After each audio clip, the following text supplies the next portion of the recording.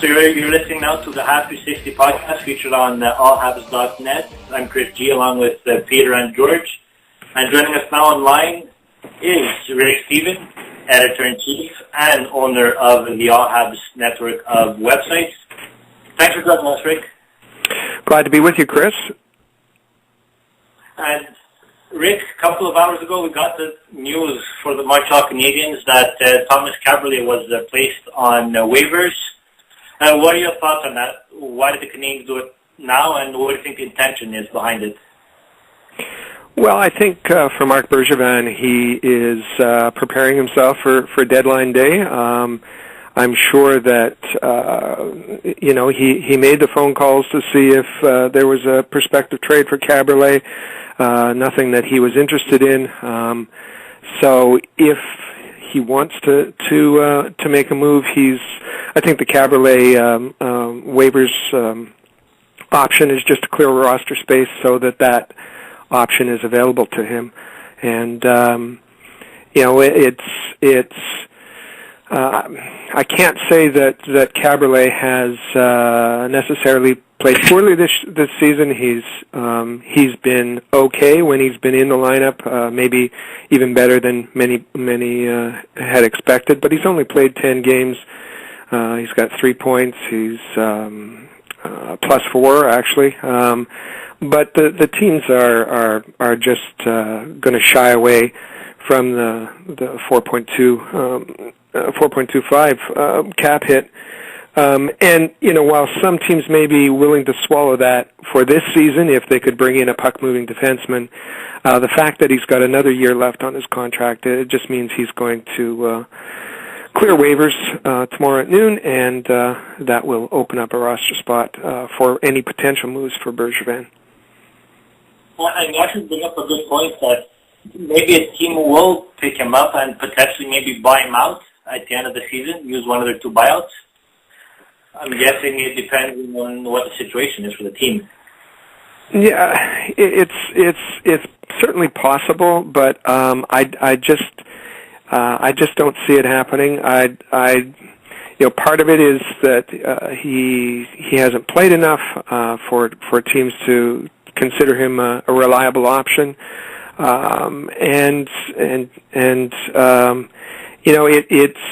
it's here in Montreal we talk about the buyout as if it's something very easy to do.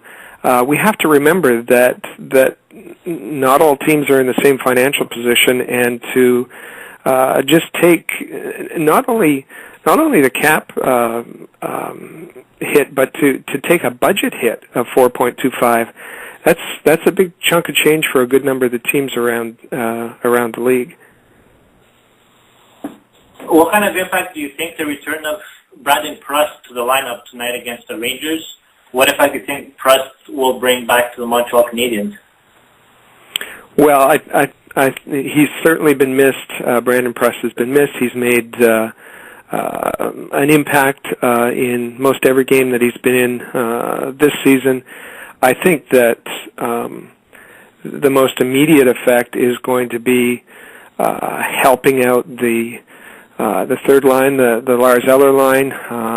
It's been unfortunate that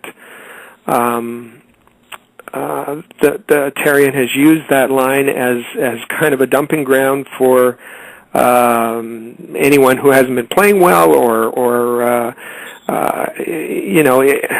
while he's worked hard to keep other lines intact. Eller's been stuck with a lot of the dead weight, and Eller's continued to play reasonably well, but you've seen the effect that it's had on Alex Galchenyuk, who's in a bit of a slump right now.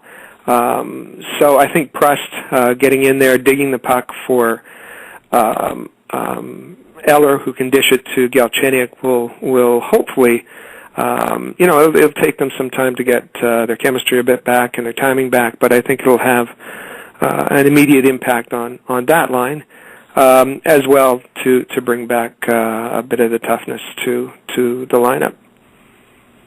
Yeah, and I'm pretty sure with Prust facing his former teammates, he's going to have extra motivation and extra energy for Brandon Prust, and hopefully Galchenyuk, Eller, and the rest of the team actually will be able to pick up on it. And a good example of that was when the Canadiens faced the Bruins the first time, and Brandon Prust dropped the gloves with Milan Lucic, brought the team some energy, and ended up winning the game against the Boston Bruins. So hopefully the same thing will happen with his return. I think you're right on that, and you also remember the first game against the Rangers that Prust was there, and he put some money down in the dressing room, and he was a major factor in that game. Not only the toughness aspect, but creating some havoc around the net and chipping in with some points as well. And Rick, on Wednesday, trade deadline is coming up, and it's going to be the major topic of this week's episode of the Habs360 podcast. So, in your opinion, are you expecting Bergevin to make a move on trade deadline? And if yes, what do you think he's going to be looking for? Well, I think that Marc Bergevin has said that when asked, he has said that he's not finished yet. He might. I think he probably has two goals in mind. One, he'd still like to free up some cap space. If we're looking beyond this year, if there's a chance for him to do that at the trade deadline, to be able to unload a contract of a player that's not in their long-term plans, I'm sure he'll take advantage of that. He was able to do that a little bit with the Cole trade, but the Desharnais signing has eaten up a good portion of that money. So I'm sure he'll be trying to create some extra cap flexibility for himself.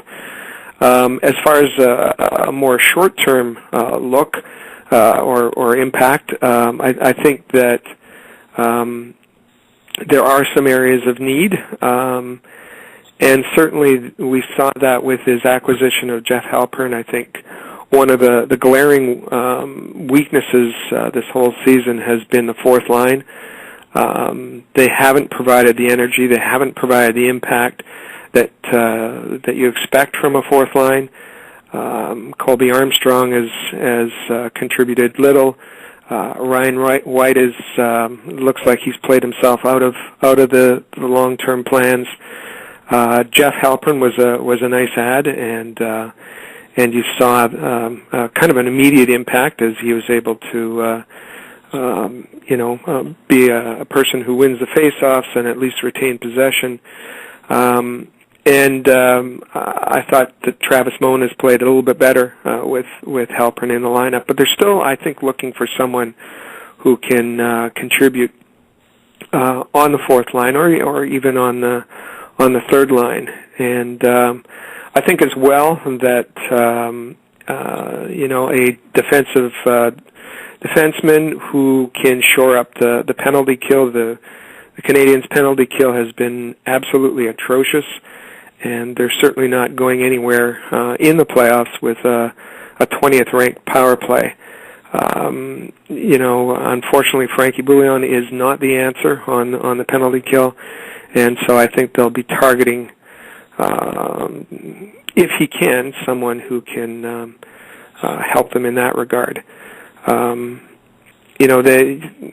There was your earlier caller brought up the name Ryan Clough, and he certainly seems to be the name that's being bandied about in Montreal. I would be very surprised if that happened.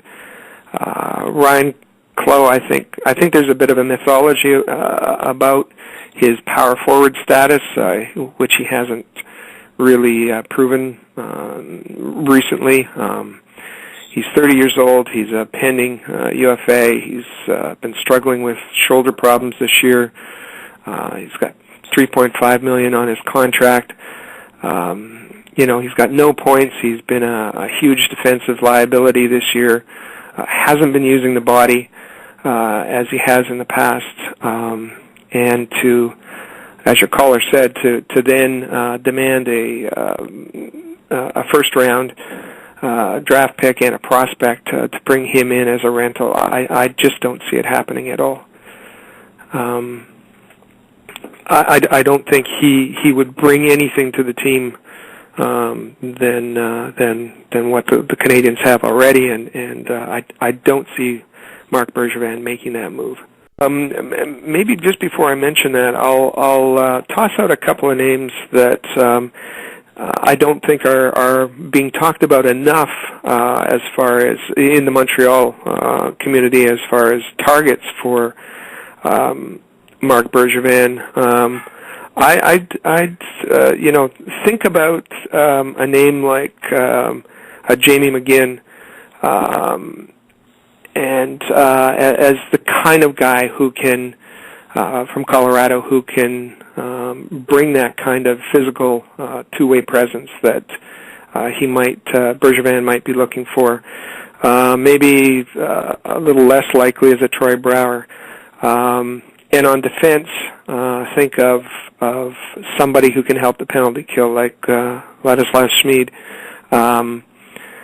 Bergevin has gone and gotten names that people haven't been talking about, and I think you might see him looking at those kinds of players when he has his trade deadline shopping list. As far as, and I'd be interested in hearing what your listeners have to say about those players or any others that they may suggest. As far as all Habs, we're ready for trade deadline day.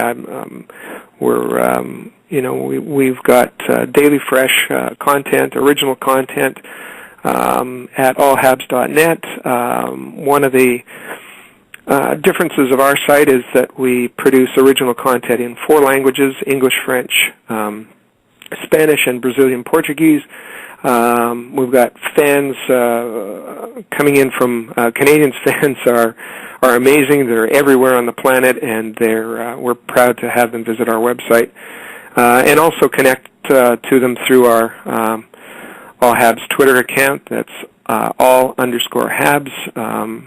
Appreciate a follow for all those that are listening, and we'll be sure to interact with you. In fact, the whole All Habs team, which we have about 30 contributors now, and they'll be all happy to answer your questions and interact with the readers.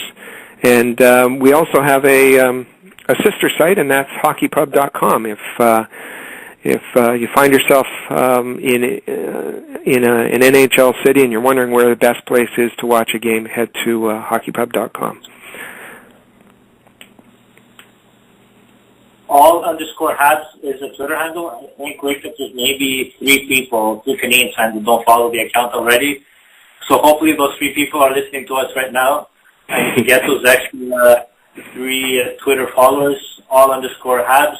Website is allhabs.net. Rick Stevens, thank you very much for joining us. Chris, it's been a pleasure. Peter George, great show, and good luck with the rest of the season.